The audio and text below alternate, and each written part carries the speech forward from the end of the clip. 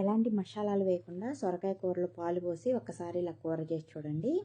ఎంత బాగుంటుందంటే భలే కమ్మగా ఉండిద్దండి. లేతగా ఉన్న సొరకాయని తీసుకొని పైన చెక్కంతా కూడా తీసేసి చిన్న చిన్న పీసెస్గా కట్ చేసుకొని పెట్టుకోవాలి. ఇప్పుడు స్టవ్ పైన ప్యాన్ పెట్టుకొని ఇందులోకి 2 టేబుల్ స్పూన్లు ఆయిల్ వేసుకొని ఆవాలు, జీలకర్ర, పచ్చిశనగపప్పు, మినపగుళ్ళు వేసుకొని ఫ్రై అయిన తర్వాత కట్ చేసి పెట్టుకున్న ఉల్లిపాయ, రెమ్మ కరివేపాకు కూడా వేసుకొని ఫ్రై చేసుకోవాలి. ఇప్పుడు కట్ చేసి పెట్టుకున్న సొరకాయ ముక్కలన్నీ కూడా వేసుకొని ఇందులోకి 1 స్పూను సాల్ట్, 1/2 టీ స్పూన్ పసుపు వేసుకొని బాగా కలిపేసి మధ్య మధ్యలో కలుపుకుంటూ మూత పెట్టేసి ఈ సొరకాయ ముక్కలన్నీ కూడా సాఫ్ట్గా అయ్యేంత వరకు మగ్గించుకోవాలి. ఈలోగా చిన్న మిక్సీ జార్ తీసుకొని ఇందులోకి మీరు తినే కారాన్ని బట్టి పచ్చిమిర్చి, 5 వెల్లుల్లి రెబ్బలు, 1 అర స్పూన్ జీలకర్ర వేసుకొని ఈ విధంగా కచ్చపచ్చగా మిక్సీ పట్టేసి ఈ మిశ్రమాన్ని అంతా కర్రీలో వేసుకొని పచ్చివాసన పోయేంత వరకు ఫ్రై చేసుకోవాలి.